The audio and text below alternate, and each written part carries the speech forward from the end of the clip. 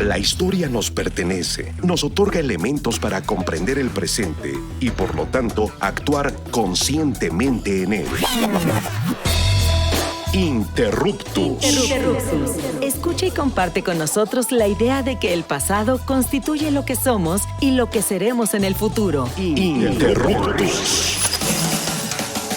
Hacer época no es intervenir pasivamente en la cronología, es interrumpir el momento. Interruptus. Pasado es presente.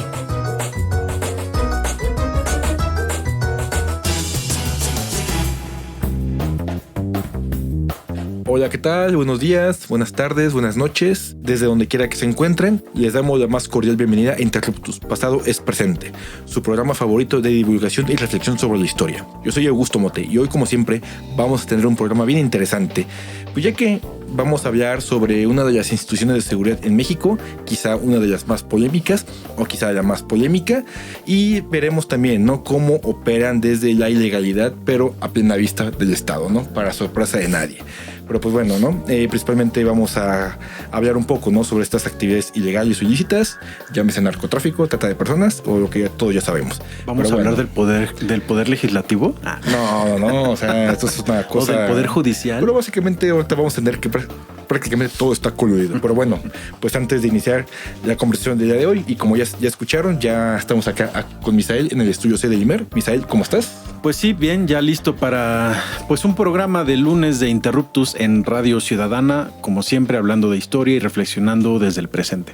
Así es, Misael. Y bueno, y como ya les había dicho, ¿no?, vamos a tener un tema súper interesante, denso y sobre todo sensible, ¿no?, que es importante sobre todo para reflexionar a partir de sucesos, ¿no?, que han pasado en las últimas semanas, ¿no?, en la Ciudad de México y prácticamente, ¿no?, en toda la historia de lo que consideramos como tiempo presente. Como ya les había anunciado, vamos a hablar sobre la famosa Dirección Federal de Seguridad, una instancia que, como ustedes ya saben, hemos hablado una N cantidad de veces acá, ¿no?, desde la cuestión de la vigilancia y la represión a los movimientos sociales del siglo pasado, ¿no? Pero ahora vamos a darle un pequeño vuelta de tuerca y vamos a observar una arista completamente diferente, ¿no?, sobre la manera en que este organismo opera, ¿no? En la época sobre todo en que las policías pues están completamente demeritadas, ¿no? Tenemos los escándalos del Negro Durazo, que ustedes ya conocerán, y otros por ahí, ¿no? Pero bueno, sin más preámbulo, pues vamos a presentar a nuestro invitado de hoy, que es un gran querido amigo mío, amigo desde la Facultad de Filosofía y Letras, desde la 3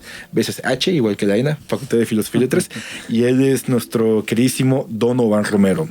Donovan es historiador independiente y también es licenciado en Historia por la UNAM y recientemente flamante maestro en Historia por la Universidad Iberoamericana.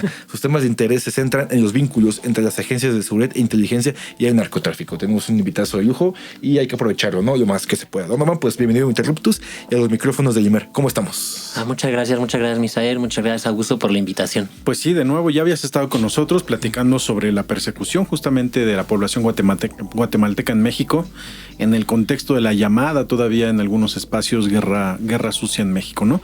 Y bueno, pues nos vamos a quedar justamente con esa época, en ese aspecto que tú eres un especialista pues bastante destacado también. Y a mí me gustaría que pues comencemos pues casi por el inicio, no hablando solo sobre qué es la Dirección Federal de Seguridad o qué fue, sino por qué es importante estudiarla desde dentro y sobre sus prácticas corruptas, bueno, en el contexto justamente de la violencia de Estado que generaron, ¿no? Sí, bueno, primero les platico un poquito de qué fue la Federal de Seguridad, aunque ya es bastante conocido, pero explicar que fue una institución que básicamente tuvo dos tareas principales durante los 40 años de servicio que tuvo, que fue de 1947, creada por Miguel Alemán Valdés y desaparecida en el 85 por escándalos de corrupción y de vínculos con el narcotráfico por parte de Miguel de la Madrid. Y bueno, era una institución, básicamente la CIA, el FBI mexicano, que tenía dos tareas fundamentales, que estaba establecida en sus principios de acción, que era la protección al presidente y otros funcionarios públicos, como también funcionarios extranjeros, y la otra era la persecución política y el espionaje político. Yo lo que argumentaba un poco es que hay una tercera acción o responsabilidad que tiene la Federal de Seguridad a nivel estatal, que son vincularse y hacer negociación con el narcotráfico y otros negocios ilegales. Para infiltrarlo de alguna manera. para infiltrarlo y también para hacer dinero para 2 o 3 objetivos que más adelante podemos platicar si les interesa. Y cómo estudiarla más allá de lo que fue la guerra sucia, considero que estudiarla desde su plano vinculado a negocios ilegales no va del todo separado de lo que se conoce como la guerra sucia, porque de cierta manera la federal, en su protección que le brindó a los narcotraficantes, impulsó el crecimiento y el auge del narcotráfico, y por otro lado también el dinero que obtuvo por parte del narcotráfico muchas veces sirvió para operar a la misma institución o instituciones, dependencias de las que formaba parte, como la Brigada Especial. Entonces son historias que en términos prácticos separamos, pero que no van separadas y que de hecho en su conjunto ayudan a explicar el presente, la violencia en el presente. Pues esto es un tema, ¿no? Súper interesante, ¿no? De que comentas que prácticamente no es una cuestión que no se puede separar, ¿no? Vigilancia, persecución y negocios ilícitos, ¿no? Ya que obviamente para conocer, ¿no? Cómo operan estos vínculos, ¿no? Del crimen organizado, esta agencia tiene la obligación de infiltrar, ¿no? Agentes dentro de la misma, ¿no? Como una cuestión de seguridad nacional, ¿no? Y obviamente pues ahí veremos o se entiende, ¿no? De que pues básicamente les gusta, ¿no? Les gustó la mala vida y que a partir de pues de ese tipo de prácticas, ¿no? Pues ellos pudieron seguir reproduciendo este esquema ya no solamente como una cuestión de vigilancia de Estado, sino también ya como una cuestión operativa en la que esto implicaría una retribución incluso personal, pero también, ¿no? Una cuestión que sería de retribución económica para la misma organización, ¿no? Que en teoría pues bueno, de vigilarnos, bueno, de protegernos, no, sino más bien esto es cuestión de vigilarnos, ¿no? Pero yo también quería como preguntarte, ¿no? Una cuestión que me salta un poco, ¿no? ¿Cuáles serían las condiciones de posibilidad, ¿no? O las condiciones políticas en las que esta organización podía operar con completa impunidad?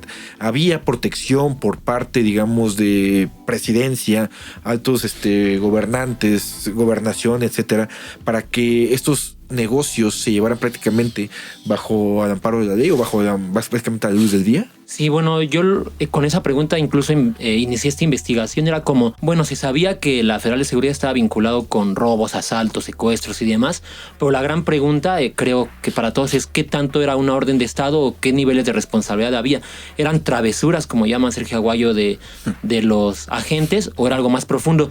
Y conforme se avanza en la investigación, en realidad se ve que engloba todos los niveles, ¿no? Era un Estado presidencialista, donde los diferentes niveles del Ejecutivo además tenían muchísimo peso y mucho control del Estado, y eso incluía algunos aspectos ilegales incluso de lo que es el Estado mexicano. Entonces, claro, el narcotráfico y otros negocios ilegales también cabían en esa esfera. Lo que logré ubicar es que había tanto empresarios involucrados con la Federal de Seguridad en negocios ilegales, que va más allá del narcotráfico. Hay que decir nombres. Pero sí, ahorita lo decimos. Y los mismos presidentes, ¿no? Por ejemplo, encontré vínculos del presidente Miguel Alemán, o sea, en Beniato se creó la Federal de Seguridad, en lo que pudieron haber sido redes de tráfico de estupefacientes, con la organización de Lucky Luciano, por ejemplo. También la familia Echeverría está involucrada en legalizar coches de procedencia extranjera y de robados de Estados Unidos. Y así hay bastantes esferas de parte desde los presidentes que usan a la Federal de Seguridad y a otros niveles también. Y de parte de los empresarios, pues no sé si quieren que lo comente ahorita o más adelante lo podemos platicar. Pues digamos que tenemos tiempo, pero pues sí, nuestra audiencia no quiere escucharlo. Sí, claro, sí. Yo creo que es importante, pues finalmente forma parte de la investigación que tú hiciste. Son además hechos concretos con los que nos gustaría que quedara muy claro para la audiencia cuáles eran las dinámicas y quiénes están involucrados. Sí, bueno, por ejemplo, se ve ya en el trazo a largo periodo hasta el presente cómo estos personajes se empiezan a involucrar con empresarios y que tiene repercusiones hasta hoy en día. Por mencionar algunos, el hermano de Carlos Slim fue agente de la Federal de Seguridad, fue subdirector B de la Federal de Seguridad, encargado del área operativa, y es uno de los que interrogan a algunos compañeros desaparecidos y asesinados en el 74 después del ajusticiamiento de Garza Sada. Y esta persona, además de que estuvo involucrada en esas acciones, yo sostenía a lo largo de la investigación que este personaje se encontraba haciendo posibilidad en las negociaciones para que después su hermano obtuviera Teléfonos de México. Teléfonos de México, de cierta forma, era un vehículo para el espionaje telefónico. Claro. No es casual que haya llegado al hermano de un agente de esa compañía del Estado. Y así hay otros más. Por ejemplo, recientemente tuvimos el incidente de la pipa de gas que explotó en el oriente de la Ciudad de México. La Concordia, en Iztapalapa. Sí, exactamente. Y en ese grupo gasero está involucrada la familia Zaragoza, el conglomerado Zaragoza, de empresarios gaseros del norte del país, una de las familias más ricas del país y que tienen probablemente el monopolio más importante de gas en el país. Y esa familia está involucrada con un ex agente de la Federal de Seguridad llamado Rafael Aguilar Guajardo, fundador del cártel de Juárez, uno de los fundadores del cártel de Juárez, y que se casó con personas de esa familia. Y no es sutil, estas redes de impunidad no son para nada sutiles, considero yo. Y bueno, esa familia está involucrada, de hecho, con el narcotráfico. Se le ha señalado en diversas ocasiones con los feminicidios en Ciudad Juárez y demás. Y creo que todo esto va tejiendo otras redes de apoyo, ¿no? La misma familia del célebre director de la Federal de Seguridad, Nazar Haro, unos de sus hijos y él mismo hicieron una compañía de seguridad privada, pero también otros de sus hijos, por ejemplo, se vincularon a hacer un bufete de abogados que actualmente está activo, llamado Nazar y Nazar, y ellos protegen casos como el de la niña Paulette, no sé si la recuerdan, la niña que desapareció y se encontró sin vida. Después en el lugar donde supuestamente ya se había buscado. La gubernatura de Peña Nieto, ¿no? Solo al lado en la cama, ¿no? Y también como del futbolista Rafael Márquez, ¿no? Vinculado que estuvo vinculado hace unos años con lavado de dinero, ¿no? Vinculado al narcotráfico. Entonces, son estas redes que se tejen a partir de la Federal de Seguridad con negocios ilegales y que se tejen desde tiempo atrás, ¿no? Por ejemplo, se encuentra información de la familia Azcárraga en las fichas también de la Federal de Seguridad y de otras muchas familias de empresarios. O sea que pura fichita, ¿no? Y entender cómo este proyecto político y empresarial oligárquico pues funcionando en las esferas de poder y dentro de las instituciones. Una de ellas es la Dirección Federal de Electricidad, pero no podemos pensar que es como la única aislada que funcionaba de esta manera. Digamos que hay como una cultura política de corrupción y de negocios al amparo pues de la ley, entre comillas. Es que básicamente crimen organizado, élite empresarial y élite política con la venia del son prácticamente la misma cosa, ¿no? Exacto. Sí, exactamente. Y la cuestión es más compleja justamente porque no solo es una dependencia del Estado la que está trabajando como en estas redes de impunidad, ¿no? Conocíamos que ya estaba la Dirección General de Policía y Tránsito en ese momento, el mismo ejército, ¿no? Que lleva a cabo ese tipo de acciones que eran como redes de impunidad en realidad bastante complejas que hay que explorar y que ayudan a explicar el presente solo en su dimensión histórica. No es lo mismo el narcotráfico en los 40, 50, 60 que lo que fue ya en los 90, ¿no? O a finales de los 80. Bueno, eso es súper interesante, Donovan, pero vamos a tener que ir a un breve corte. Amigas y amigos, tenemos que, como bien escuchan, estamos platicando con Donovan Romero sobre la DFS y sus negocios turbios al amparo del Estado mexicano. Recuerden seguirnos en nuestras redes sociales, Facebook e Instagram y ex antes Twitter, ¿no? También pueden escuchar nuestros programas en www.imer.mx/programas y en YouTube. Volvemos en unos momentos, no se vayan.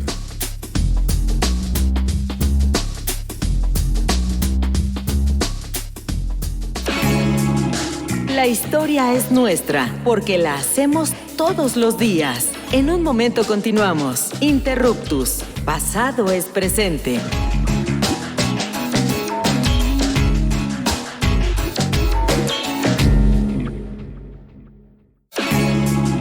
No somos los mejores del mundo, pero sí los mejores del rumbo. Continuamos en Interruptus, conocimiento histórico para que no te tuerza la policía intelectual.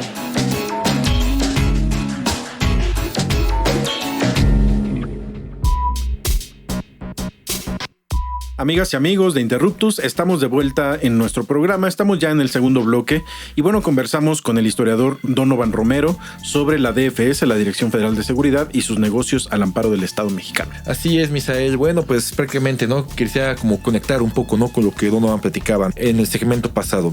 Pero yo también estaba pensando, ¿no? Sobre, bueno, en el imaginario social, ¿no? Existe esta idea, ¿no? De la corrupción de los cuerpos de seguridad, ¿no? La policía, esos escándalos que comentaba al inicio, ¿no? Perdón.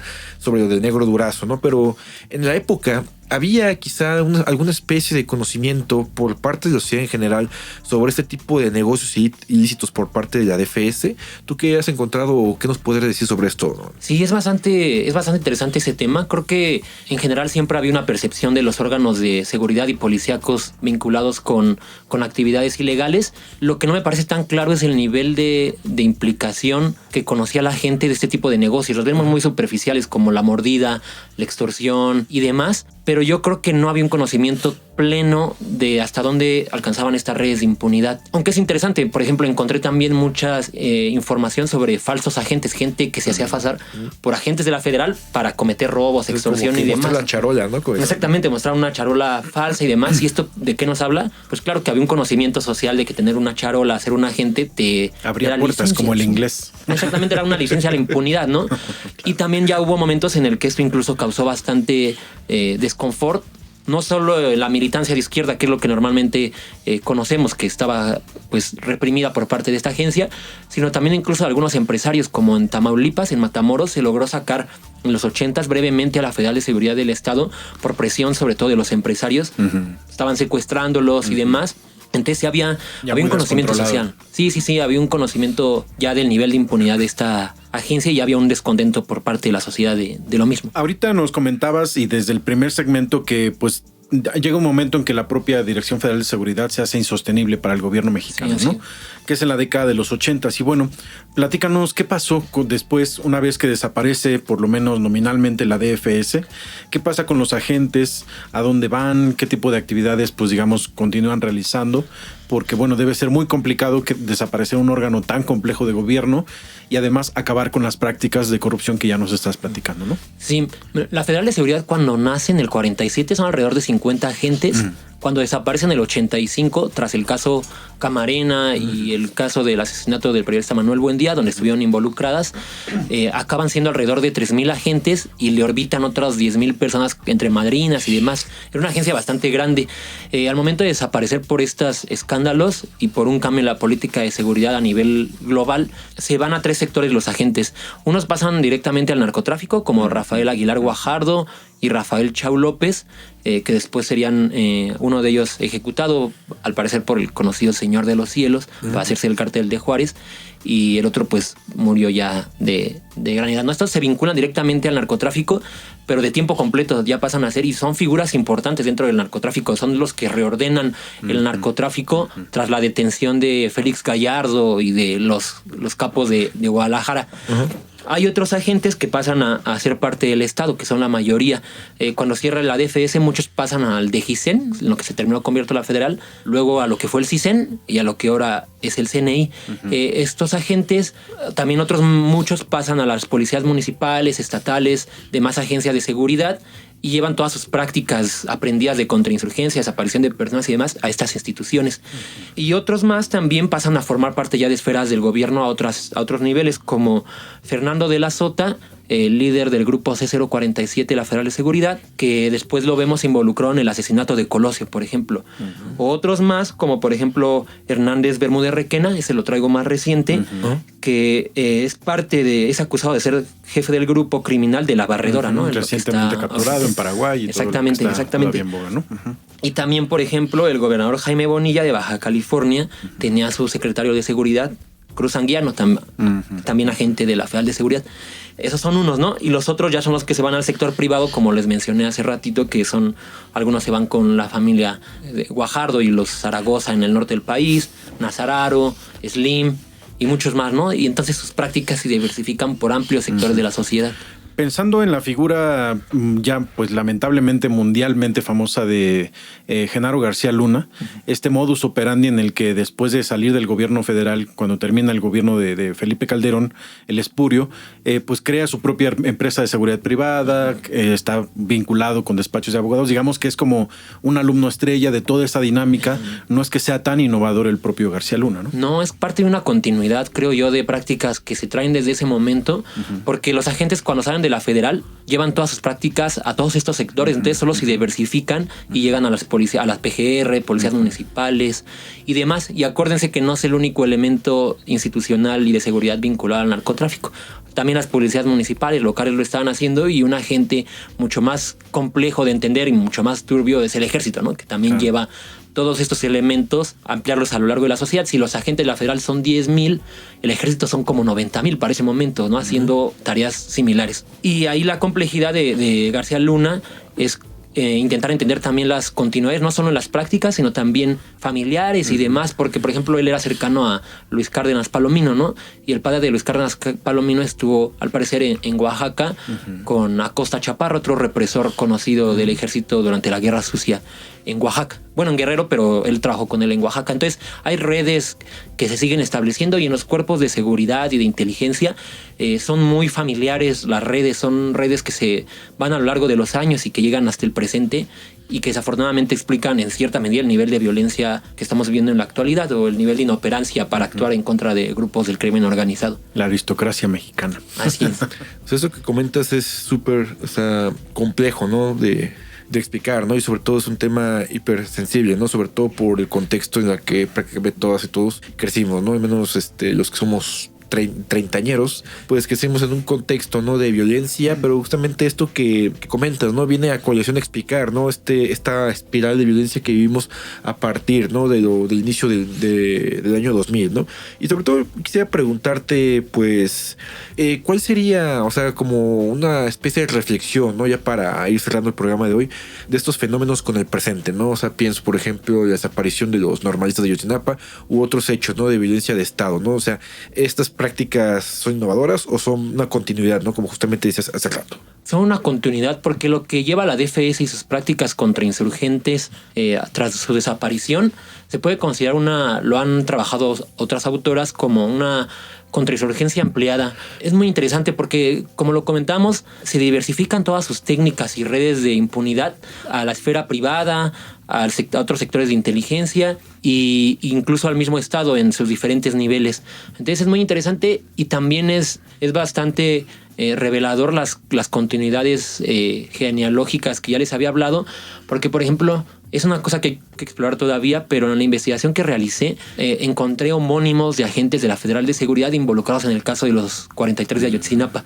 Es probable que hacia el final los agentes de los 80 se involucraran después en otros cuerpos policiales y acababan involucrados en la desaparición de los 43 de cierta forma. Había uno, me parece, un homónimo de nombre al menos, nombres no comunes además, involucrado en la desaparición de parte de una policía municipal, no me acuerdo si de la de Colula o cuál, y había otro que estaba ya homónimo que aparecía en Guerreros Unidos. Entonces, digo, es un tema aún por explorar, pero es bastante interesante ver estas continuidades. Claro, no son casualidades. No son casualidades. No deben pensarse como casualidades. Exactamente. Como una violencia, ¿no? Que es nueva, ¿no? Sino que es parte de una continuidad, ¿no? Que lleva prácticamente más de 50 años, ¿no? En este país. Eso me queda muy claro. En la historia pocas cosas son casualidades, ¿no? Hay muy pocas cosas que son casualidades y son más la excepción que la norma. Y así hay que ver siempre a la historia como algo que no son casualidades, ¿no? Sí. A mí me gustaría hacerte una última pregunta y reflexión también sobre, pues, lo difícil que ha sido para quienes se han dedicado a estos temas, ¿no? No solo de los últimos años, sino desde hace varias décadas, poder romper como el cerco informativo, la protección continua del Estado mexicano hacia justamente pues todo este tipo de información, la desaparición misma de los archivos, ¿no? Como esta limpieza pues muy intencionada que ustedes pues como historiadores y como parte justamente que se ha dedicado a esta investigación han encontrado. ¿Cómo ha sido pues este proceso de investigación y además hacer públicas las investigaciones? Pues es complejo porque la verdad es que si te topas con pared.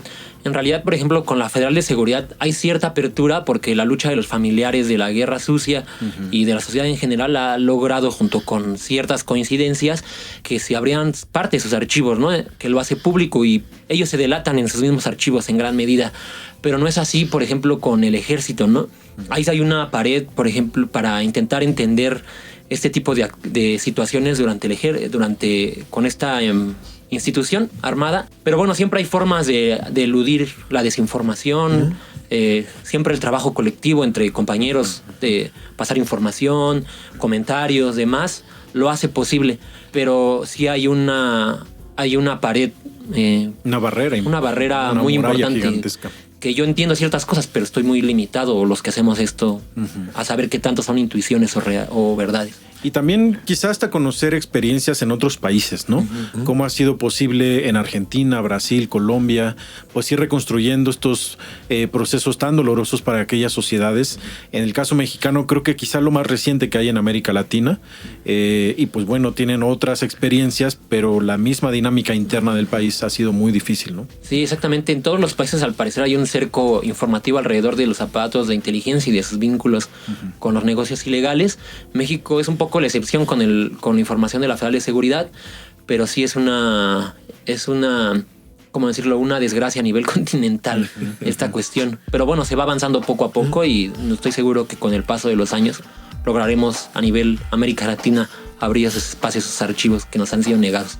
Esperemos que sí, Donovan. Bueno, pues se acabó el tiempo de este programa, así que Donovan Romero, te agradecemos mucho por haber estado nuevamente en los micrófonos de Interruptus y del IMER. Muchas gracias. Y querida audiencia, bueno, pues nos tenemos que retirar. Estamos ya a unos programas también de que la época de Interruptus termine en Radio Ciudadana, y pues como siempre estamos agradecidos con el Instituto Mexicano de la Radio, un espacio público que nos ha cobijado, que nos ha dado mucho, y no estamos pues nunca lejos de terminar agradeciéndole, ¿no? Así que bueno, les invitamos a que nos escuchen en el próximo programa. Recuerden, los lunes a las 4 de la tarde en el 1350 de AM, pero también en donde también pueden buscar y encontrar nuestros programas en imer.mx/programas. Recuerden escribirnos a nuestras redes sociales y a las redes sociales de Radio Ciudadana y del mismo Instituto Mexicano de la Radio. Gracias, Augusto. Pues gracias, Misael. Recuerden, viva la radio pública y viva la libertad de expresión. Así es, hasta pronto. Interruptus. Los esperamos la próxima semana para seguir indagando en la diversidad cultural y social de México desde la mirada histórica. Interruptus. Porque comprender nuestro pasado es primordial para entender nuestro presente. Interruptus. Pasado es presente.